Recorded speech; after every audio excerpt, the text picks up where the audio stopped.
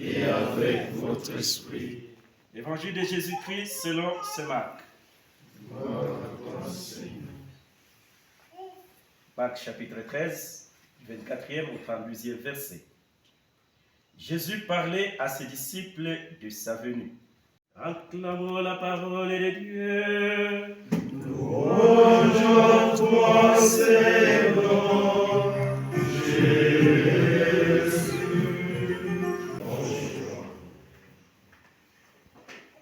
Comme je l'ai dit,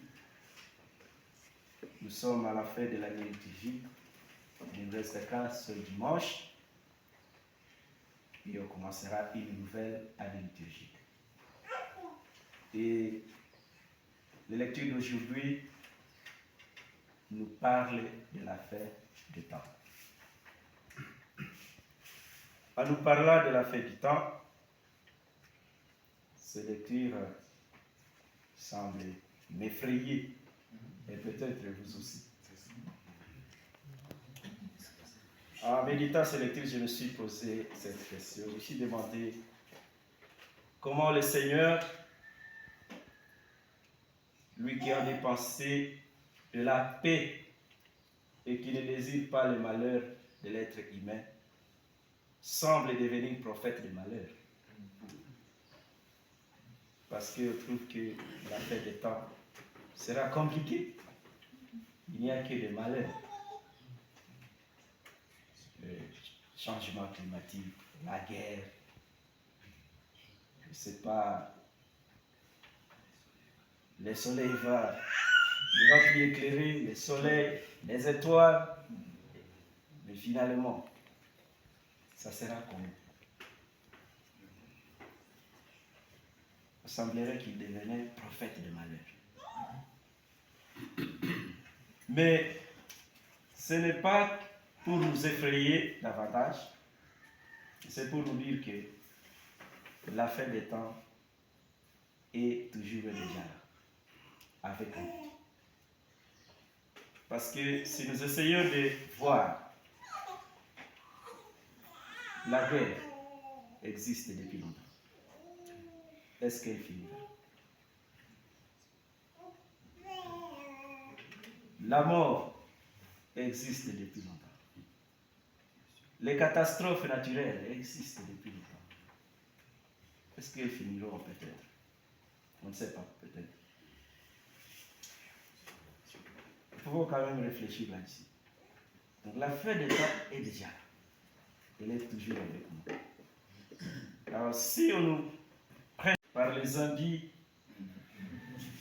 qui continuent même jusqu'à notre période,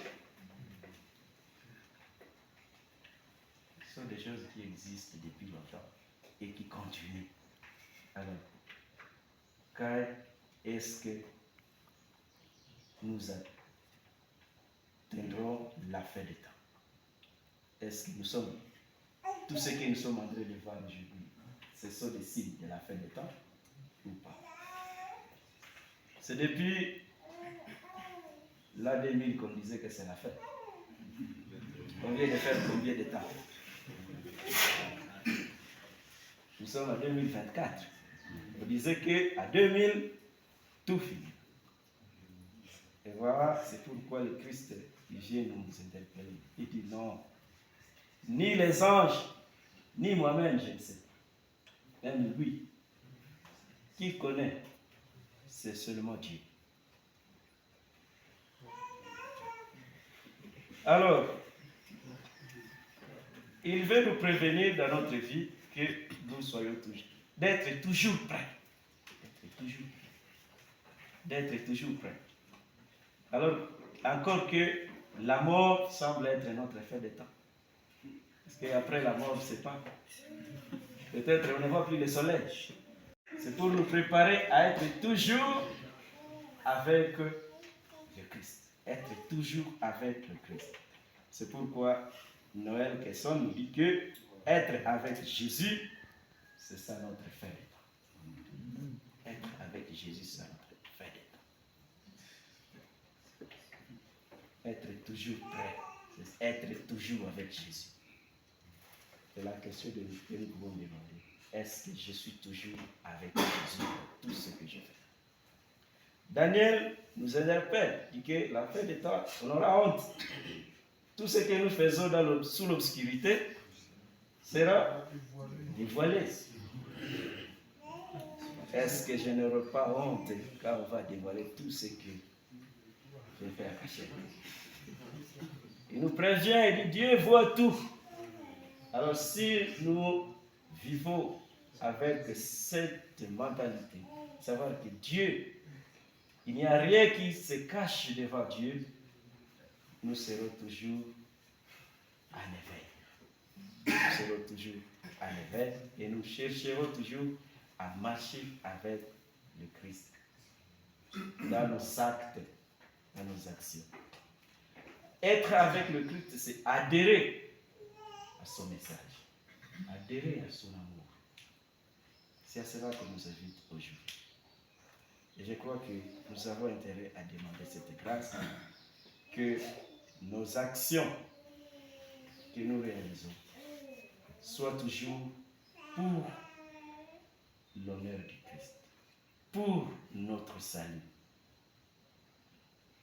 Parce qu'à la fin des temps, tout sera dévoilé. Tout sera dévoilé. C'est pourquoi c'est l'acclamation qui nous donne notre conclusion. Éveillez, restez toujours en éveil et priez en tout temps. Et si vous serez jugés dignes de paraître debout devant le Fils de l'homme. Ayez cette soif de paraître debout devant le Fils de l'homme.